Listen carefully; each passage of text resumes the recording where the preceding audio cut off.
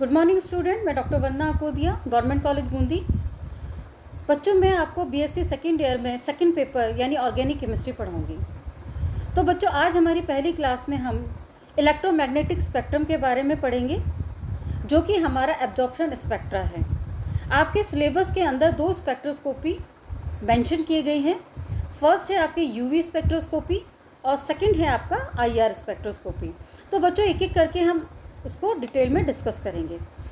तो सबसे पहले हमारे लिए ये जानना ज़रूरी हो जाता है, यदि हम इसके इंट्रोडक्शन की बात करें तो हमारे लिए ये जानना ज़रूरी हो जाता है कि स्पेक्ट्रोस्कोपी क्या है और इसकी आवश्यकता हमको क्यों पड़ी। तो बच्चों, आपने फर्स्ट ईयर का जब लॉकडाउन ख़त्म हुआ था और हमने प्रैक्टिकल्स स्टार्ट किए थे, तब हमने ऑर्गेनिक डिटेक्शन में करा था कि जो हम फंक्शनल ग्रुप का डिटेक्शन किया था। तो आपको बहुत अच्छे से याद होगा, हम आपको बहुत सारा अमाउंट ऑर्गेनिक कंपाउंड का देते थे, जिसमें सबसे पहले आप नाइट्रोजन का टेस्ट करके देखते थे, नाइट्रोजन प्रेजेंट है।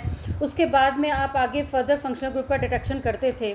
तो उसमें होता क्या था कि आप बहुत सारा आपका जो कंपाउंड है वो उसमें यूज़ हो जाता था, सिंपल आपको नाइट्रोजन का टेस्ट करने में और दूसरा फंक्शनल ग्रुप डिटेक्शन करने के अंदर। बच्चों, स्पेक्ट्रोस्कोपी की जो बेनिफिट है या ये क्यों इतनी ज़्यादा उपयोगी है या इतनी ज़्यादा इसका प्रचलन में क्यों आई है, उसकी वजह क्या है? उसकी वजह यह है कि स्पेक्ट्रोस्कोपी में हम एक क्रिस्टल से किसी भी अननोन कंपाउंड का स्ट्रक्चर डिटरमाइन कर सकते हैं। यानी कि मैंने कोई नया कंपाउंड सिंथेसाइज किया, उस नए कंपाउंड को सिंथेसाइज करने के बाद में क्या हुआ कि मुझे उसकी यील्ड यानी कि जो उपलब्धि है बहुत ज़्यादा नहीं चाहिए कि मुझे 10 ग्राम कंपाउंड चाहिए। उसका यदि एक क्रिस्टल है या 2-3 क्रिस्टल भी हैं, तो हम बहुत आसानी से इस टेक्निक के द्वारा उस अननोन कंपाउंड के स्ट्रक्चर को आइडेंटिफाई कर सकते हैं। यानी कि ये हमारे लिए बहुत ही महत्वपूर्ण हो गया। जितने भी रिसर्चर्स हैं, यानी कि जो भी शोध का वर्क कर रहे हैं या शोध का कार्य कर रहे हैं, तो उन्हें बहुत लंबी प्रक्रिया से न गुजर कर यदि उनकी यील्ड जो अननोन कंपाउंड है उसकी बहुत कम बनी है, तो वह इस टेक्निक से बहुत आसानी से उसका जो स्ट्रक्चर है उसको आसानी से समझ सकते हैं या उसको निकाल सकते हैं। तो बच्चों, इस विधि में पदार्थ के अणुओं द्वारा विभिन्न ऊर्जा के विद्युत चुंबकीय विकिरणों का अवशोषण होता है, जिसके फलस्वरूप अवशोषण बैंड प्राप्त होते हैं, जिन्हें हम स्पेक्ट्रम कहते हैं। अब बात आती है कि विद्युत चुंबकीय किरणें होती क्या हैं। प्रकाश एक विद्युत चुंबकीय परिघटना है। प्रकाश का एक किरण पुंज परस्पर दो लंबवत यानी कि दो इलेक्ट्रिकल और मैग्नेटिक फील्ड से बना होता है। वह तल जिसमें विद्युत तथा चुंबकीय क्षेत्र दोलन कर सकते हैं। ठीक, अब क्या होता है कि यदि प्रकाश की किरण को हम एक पुंज के रूप में आगमन करें, तो विद्युत और चुंबकीय करंट तरंगदैर्घ्य का जो क्षेत्र है उसमें हमें एब्जॉर्प्शन देखने को मिलता है। यानी कि विद्युत चुंबकीय विकिरण को ऊर्जा के आधार पर हम कई भागों में बांट सकते हैं, जैसे कि कॉस्मिक रेज होती हैं, गामा रेज होती है, एक्स रेज होती है, यूवी अल्ट्रावायलेट रेज होती हैं, विजिबल रेज होती हैं, इंफ्रारेड रेज होती हैं, माइक्रोवेव्स होती हैं, रेडियो वेव्स होती हैं। ये सभी विकिरण एक ही वेग अर्थात 3 × 10⁻10 सेंटीमीटर पर सेकेंड पर ये क्या करती हैं? गमन करती हैं। इनकी जो यदि हम इनकी फ्रीक्वेंसी और वेवलेंथ देखें तो इनमें डिफरेंस होता है। तो हम कह सकते हैं कि जो विकिरण की तरंगदैर्घ्य के अनुसार एक क्रमबद्ध अवस्था विन्यास को विद्युत चुंबकीय स्पेक्ट्रम कहा जाता है। अब बच्चों, यदि हम विद्युत चुंबकीय तरंगें देखें तो प्रकाश की एक किरण पुंज को हमने जब डाला, यानी कि जब हम ऑसिलेशन कराया इलेक्ट्रिक और मैग्नेटिक फील्ड के अंदर किसी बीम का, तो आप देखिए उसमें हमें कहाँ वेरिएशन देखने को मिलता है। तो यहाँ पर आप देखिए म्यू है, यहाँ पे फ्रिक्वेंसी हर्ट्स में है, लैम्डा यहाँ पे वेवलेंथ है और सी यहाँ पे वेलोसिटी है, जिसकी वैल्यू 3 × 10⁻10 सेंटीमीटर पर इनवर्स है। अब आप ये देखिए, ये आपकी एक्स जो है वहाँ पे इलेक्ट्रिक फील्ड डाली गई है, वाई यहाँ पर आपकी मैग्नेटिक फील्ड है, ये आपकी इलेक्ट्रिक वेव इस तरह से जा रही हैं।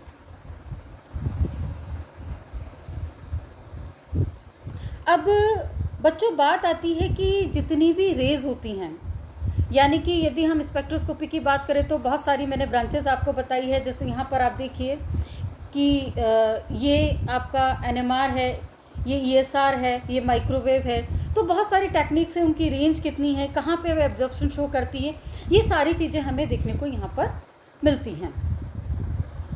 अब यदि हम विभिन्न स्पेक्ट्रमी क्षेत्रों की ऊर्जा की बात करें तो आप देखेंगे कि जो अंतरिक्ष किरणें हैं या कॉस्मिक रेज हैं, वो is greater than gamma rays, is greater than X rays and is greater than ultraviolet rays, is greater than visible, is greater than IR, is greater than microwave and is greater than radiowave. यानी कि spectrum में निम्न तरंगदैर्घ्य उच्च ऊर्जा सिरे की तरफ तथा उच्च तरंगदैर्घ्य निम्न ऊर्जा के सिरे की तरफ जाती हैं, क्योंकि म्यू इज़ इन्वर्सली मतलब यदि हम बात करें E is inversely proportional to lambda, या हम कह सकते हैं कि जो हमारी तरंग संख्या है यानी वेव नंबर है वो इन्वर्सली प्रोपोर्शनल होता है हमारे लैम्डा के। किसके इन्वर्सली प्रोपोर्शनल होता है? लैम्डा के। अब बात आती है कि विद्युत चुंबकीय स्पेक्ट्रम का प्रत्येक क्षेत्र अणु तथा परमाणु की संरचना ज्ञात करने के लिए प्रयुक्त किया जाता है। तो उसका फर्स्ट पॉइंट है बच्चों कि रेडियो तरंगों का उपयोग नाभिक स्पिन संक्रमण में किया जाता है, जिसे हम NMR स्पेक्ट्रोस्कोपी कहते हैं। इस तकनीक से यौगिक की रासायनिक संरचना यानी कि हम उसके केमिकल स्ट्रक्चर की, उसके कॉन्फ़िगरेशन और कन्फर्मेशन दोनों को हम उसको आइडेंटिफाई कर सकते हैं।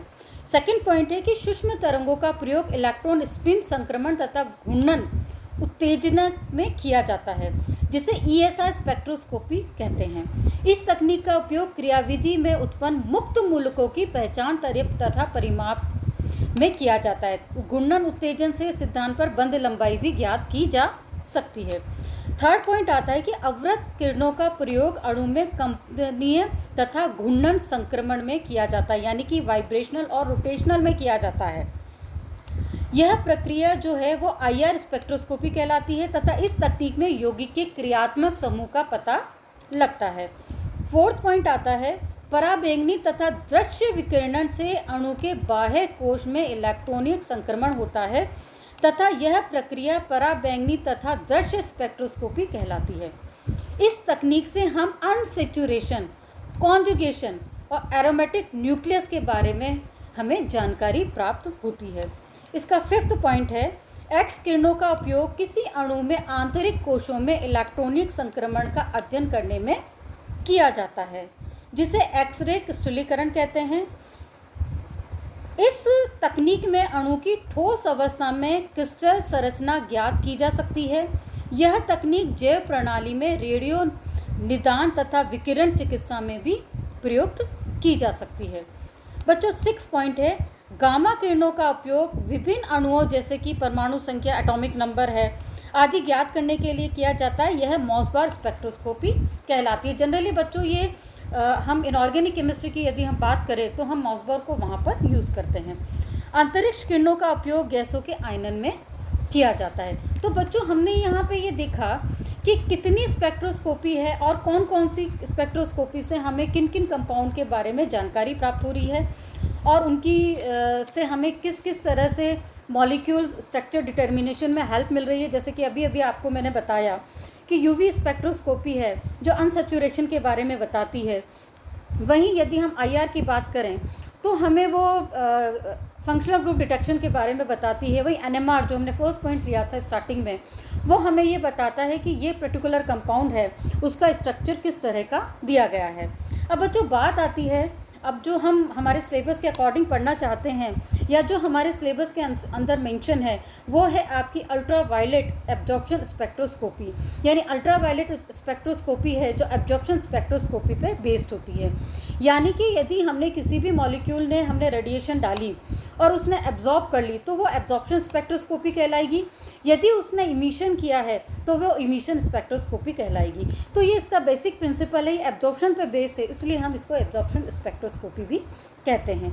पराबैंगनी एवं दृश्य अवशोषण स्पेक्ट्रोस्कोपी में पदार्थ द्वारा निकट पराबैंगनी तथा दृश्य क्षेत्र में प्रकाश के अवशोषण का अध्ययन किया जाता है। इस तकनीक में बाह्यतम इलेक्ट्रॉन कोश में इलेक्ट्रॉनीय संक्रमण होता है, अर्थात अणु का एक इलेक्ट्रॉन निम्न ऊर्जा स्तर से उच्च ऊर्जा स्तर में चला जाता है। इस प्रक्रिया में ऊर्जा का अवशोषण होता है तथा हमें अवशोषण बैंड प्राप्त होते हैं, जिन्हें पराबैंगनी अवशोषण बैंड कहा जाता है। इनके अध्ययन से हम अनसैचुरेशन, कॉन्जुगेशन और एरोमेटिक न्यूक्लियस के बारे में जानकारी हमें मिलती है और यह पदार्थ की संरचना ज्ञान करने में हमें एक उपयोगी सिद्ध होती है। ऐसा क्यों होता है? वो इसलिए होता है कि यदि हमारा जो भी अननोन कंपाउंड है, यदि उसके अंदर अनसैचुरेशन मौजूद है या हम कहें कि उनके अंदर कॉन्जुगेशन मौजूद है, तो हमें बहुत आसानी से इसके बारे में पता लग जाता है। अब यदि हम पराबैंगनी जो हमारा एब्जॉर्प्शन स्पेक्ट्रम है, या हम कहेंगे यूवी या विजिबल रीजन है, वो कौन सा कहलाता है, तो हम कह सकते हैं कि विद्युत चुंबकीय स्पेक्ट्रम ने यदि हम बात करें तो आप यहाँ पर देखेंगे, ये देखिए, ये पूरी इसकी रेंज है। यानी कि विद्युत चुंबकीय स्पेक्ट्रम में 10 से 200 नैनोमीटर तरंग दैर्घ्य वाला सुदूर या निर्वात या फार या वैक्यूम क्षेत्र है। 200 से 380 नैनोमीटर तरंग दैर्घ्य वाला निकट या नियर यूवी रीजन कहलाता है तथा 380 से 780 नैनोमीटर का जो क्षेत्र होता है वो हमारा विजिबल रीजन कहलाता है और इसी के स्पेक्ट्रास हमें दिखाई देते हैं। या हम कहेंगे कि ये जो विजिबल स्पेक्ट्रा है यही हमारे कंपाउंड को हमारा जो अनसैचुरेशन है या हमारा जो दृश्य क्षेत्र है उसमें एब्जॉर्प्शन शो करते हैं और हमें एक एब्जॉर्प्शन स्पेक्ट्रा दिखने को मिलता है। अब अवशोषण स्पेक्ट्रोस्कोपी को समझने के लिए हमें लैम्बर्ट बियर लॉ को पढ़ना नितांत आवश्यक हो जाता है। अब लैम्बर्ट बियर लॉ क्या है कि अवशोषण तीव्रता या अवशोषणांक या एब्जॉर्बेंस को लैम्बर्ट तथा बियर नियमों के संयुक्त रूप से समझा सकते हैं। लैम्बर्ट के नियमानुसार जब किसी समांगी अवशोषण पदार्थ में एक वर्णी यानी मोनोक्रोमेटिक प्रकाश की किरण को प्रवाहित किया जाए तो अवशोषणांक किरण के द्वारा तय किए गए पथ की लंबाई के समानुपाती होता है। अर्थात ए यहाँ पर आपका अवशोषणांक है, एल आपका पथ की लंबाई है। तो बियर के अनुसार log 10 I0 upon I is equal to epsilon L C. यहाँ पे I0 क्या है? आपतित विकिरणों की तीव्रता यानी इंटेंसिटी ऑफ इंसिडेंट लाइट, जो लाइट हमने डाली है। I क्या है? यहाँ पे पारगत विकिरणों की तीव्रता यानी इंटेंसिटी ऑफ ट्रांसमिटेड लाइट। एक्सलोन क्या? एक नियतांक है, कांस्टेंट है एक, जिसे मोलर अवशोषणांक या मोलर एब्जॉर्प्टिविटी कहते हैं और इसको मोलर विलोपन गुणांक भी कहते हैं। एल यहाँ पर क्या है? एल है विलयन में प्रकाश द्वारा तय किए गए पथ की लंबाई है और लंबाई जनरली हम सेंटीमीटर के अंदर लेते हैं। सी यहाँ पर मोलर सांद्रता है और ए यहाँ पर एक्सलोन की इक्विवेलेंट है और A is also called absorbance और ऑप्टिकल डेंसिटी, यानी कि यहाँ पर जो इसको हम ऑप्टिकल डेंसिटी भी कहते हैं। अब बात आती है कि मोलर अवशोषणांक या मोलर विलोपन गुणांक क्या है। पराबैंगनी स्पेक्ट्रम में किसी अवशोषण बैंड की तीव्रता अधिकतम अवशोषण पर मोलर अवशोषणता द्वारा दर्शाई जाती है। इसको ई मैक्सिमम, एक्सलोन मैक्सिमम अर्थात लॉग एक्सलोन मैक्सिमम द्वारा प्रदर्शित करते हैं। यह किसी यौगिक के लिए अभिलाक्षणिक गुण है, जैसे कि ऊपर दर्शाया गया है। जब अपन ने ऊपर देखा है बच्चों कि अवशोषणांक जो है मोलर अवशोषणांक के बराबर होता है, यानी ए इज इक्वल टू एक्सलोन, अपन ने अभी भी मैंने आपको बताया था। अर्थात मोलर विलोपन गुणांक एक इकाई ग्राम मोल सांद्रता में विलयन के 1 सेंटीमीटर पथ द्वारा उत्पन्न अवशोषणांक के बराबर होती है। जिस तरह तरंग दैर्घ्य का पर प्रकाश के अणु अधिकतम अवशोषण गुणांक यानी ई मैक्सिमम दर्शाते हैं, उसी तरह लैम्डा मैक्सिमम भी इंगित करते हैं।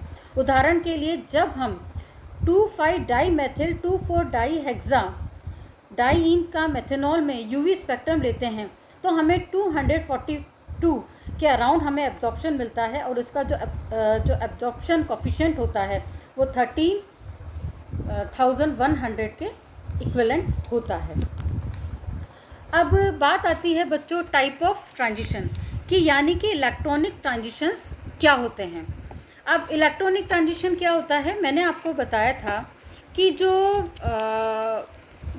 मॉलिक्यूल्स होते हैं, जो आपका इलेक्ट्रॉन है वो ग्राउंड स्टेट से एक्साइटेड स्टेट में चला जाता है।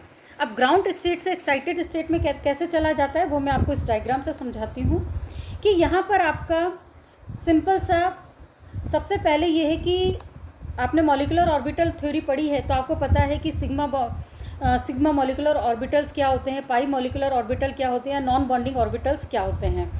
तो जब सिग्मा से सिग्मा स्टार में इलेक्ट्रॉन का ट्रांजिशन होता है तो हम कहते हैं sigma to sigma star transition. यदि transition pi to pi star orbitals के बीच में होता है तो हम कहते हैं pi to pi star transition. इसी तरह से ये यदि नॉन बॉन्डिंग से सिग्मा में जाता है तो N to pi star sigma star transition कहलाता है, और यदि पाई स्टार एंटी बॉन्डिंग में जाता है तो हम कहते हैं N to pi star transition कहलाता है। यानी कि हमारा जो मॉलिक्यूल है वो जो हमने इलेक्ट्रोमैग्नेटिक रेडिएशन डाली है उस इलेक्ट्रोमैग्नेटिक रेडिएशन को एब्जॉर्ब करके ग्राउंड स्टेट से एक्साइटेड स्टेट में चला जाता है, यानी कि वो हायर एनर्जी लेवल में चला जाता है, और इसी वजह से हमें जो स्पेक्ट्रम मिलता है और जो एब्जॉर्प्शन शो होता है उसी से हम किसी भी मॉलिक्यूल के विषय में जो आवश्यक जानकारी होती है हम उसको आसानी से पता लगा सकते हैं। अब बच्चों ये तो बात हुई इलेक्ट्रॉनिक ट्रांजिशन की, तो यदि हम देखें तो इलेक्ट्रॉनिक ट्रांजिशन में सबसे ज़्यादा एनर्जी हमें कहाँ देनी पड़ती है, तो अब यहाँ पर देखिए sigma to sigma star transition में सबसे ज़्यादा एनर्जी देने की ज़रूरत पड़ रही है। उसके बाद में हमें सिग्मा टू पाई स्टार के लिए देनी पड़ रही है। उसके बाद हमें पाई टू पाई स्टार के लिए, पाई टू सिग्मा स्टार के लिए देनी पड़ रही है। उसके बाद हमें एन टू सिग्मा स्टार के लिए देनी पड़ रही है, फिर पाई टू पाई स्टार, और सबसे कम ऊर्जा हमें N to pi star transition के लिए देनी पड़ती है। यदि हम बात करें sigma to sigma star transition की, तो आप यहाँ पर देखेंगे जो कि sigma to sigma star transition are very high energy and occur in far UV, यानी कि हमें फार यूवी में मिलते हैं। विजिबल रीजन में हमें sigma to sigma star transition है उसका एब्जॉर्प्शन देखने को नहीं मिलता है। यानी कि सेचुरेटेड हाइड्रोकार्बन जितने भी हैं जिनमें सिग्मा बॉन्ड प्रेजेंट होते हैं वो अल्ट्रा वायलेट में 200 नैनोमीटर से कम रेंज में एब्जॉर्प्शन शो करते हैं, और हमें यहाँ पर जो हमारा विजिबल रीजन है उसके अंदर हमें एब्जॉर्प्शन देखने को नहीं मिलता है। इसी तरह नेक्स्ट ट्रांजिशन की हम बात करें तो नेक्स्ट ट्रांजिशन हमारा होता है sigma to N to sigma star transition. जो ट्रांजिशन हमें जिसमें सिग्मा बॉन्ड हो और मतलब कि आप ये देखिए नॉन बॉन्डिंग इलेक्ट्रॉन प्रेजेंट हो, यानी कि आप यहाँ पर एग्जांपल देखिए ऑक्सीजन, सल्फर, नाइट्रोजन और क्लोरीन कंटेनिंग यदि कंपाउंड है तो उसमें नॉन बॉन्डिंग इलेक्ट्रॉन्स प्रेजेंट होते हैं, तो इनके अंदर हमें इस तरह का ट्रांजिशन देखने को मिलता है। लेकिन इसमें हमें सिग्मा से सिग्मा स्टार ट्रांजिशन से कम ऊर्जा देने की ज़रूरत पड़ती है। इसी तरह से यदि हम पाई टू पाई स्टार ट्रांजिशन की बात करें तो सिंपल सी बात है कि यहाँ डबल बॉन्ड प्रेजेंट होना ज़रूरी है, और साथ ही हम जितने भी हमारे सेचुरेटेड अनसेचुरेटेड कंपाउंड है वो इस तरह का एब्जॉर्प्शन शो करते हैं, और ये N to sigma star transition है उससे कम ऊर्जा हमें यहाँ पर इनको देनी पड़ती है। नेक्स्ट आता है N to pi star transition जो कि सबसे कम ऊर्जा का, यानी the N to pi star transition are the lowest energy and are given by compound having both non bonding and pi electrons, यानी कि जिनमें हमारा पाई इलेक्ट्रॉन प्रेजेंट होगा उसमें हमें इस तरह का ट्रांजिशन देखने को मिलता है। The higher energy transition occur at shorter wavelength, यानी कि जितनी ज़्यादा ऊर्जा हमें देनी पड़ेगी उतनी कम वेवलेंथ पे हमें मिलेगा। यानी sigma to sigma star transition के लिए हमें बहुत ज़्यादा ऊर्जा देनी पड़ रही है तो हमें लो वेवलेंथ पे मिलेगा। वहीं यदि हमें कम ऊर्जा देनी पड़ रही है तो वहाँ पर हमें हायर वेवलेंथ पे मिलेगा। और यदि हम रेंज देखें तो आपको यहाँ पर डिफरेंस बच्चों देखने को मिलता है। यदि हम ट्रांजिशन की बात करें तो sigma to sigma star transition, sigma two pi star transition या पाई टू सिग्मा स्टार ट्रांजिशन जो है हमें 150 नैनोमीटर पर देखने को मिलता है, जबकि N to sigma star transition less than 200 पर एब्जॉर्प्शन शो करता है, वहाँ पर हमें बैंड मिलेगा। जबकि पाई टू पाई स्टार ट्रांजिशन का हमें 200 लेस देन 200 पे मिलेगा, और ये हमारा पूरा फार अल्ट्रा वायलेट रीजन में हमें देखने को मिलता है। जबकि एकमात्र जो 200 से 400 नैनोमीटर पे जो हमें देखने को मिलता है नियर अल्ट्रा वायलेट रीजन पे है वो है हमारा N to pi star transition. तो बच्चों आज हमने स्पेक्ट्रोस्कोपी के बारे में पढ़ा, साथ ही हमने ये पढ़ा कि किस तरह से स्पेक्ट्रोस्कोपी में हमें ट्रांजिशन देखने को मिलते हैं और किस तरह से हम अननोन कंपाउंड के स्ट्रक्चर को आसानी से आइडेंटिफाई कर लेते हैं। तो बच्चों अगले वीडियो में हम आगे के बारे में पढ़ेंगे, साथ ही ये पढ़ेंगे कि कौन कौन सी टर्म स्पेक्ट्रोस्कोपी में यूज़ होती है, जैसे कि और किस किस वजह से हमारे बेंथोक्रोमिक शिफ्ट क्या होता है, हिप्सोक्रोमिक शिफ्ट क्या होता है, हाइपरक्रोमिक क्या है, ये सब टर्म्स हम नेक्स्ट वीडियो में पढ़ेंगे। साथ ही हम ये भी जानने की कोशिश करेंगे कि किस तरह से एक ऑक्सोक्रोम या क्रोमोफोर के जुड़ने से हमारे एब्जॉर्प्शन बैंड में डिफरेंसेस आते हैं। धन्यवाद बच्चों, मैं उम्मीद करती हूँ कि आप इस वीडियो से ज़रूर लाभान्वित होंगे। धन्यवाद।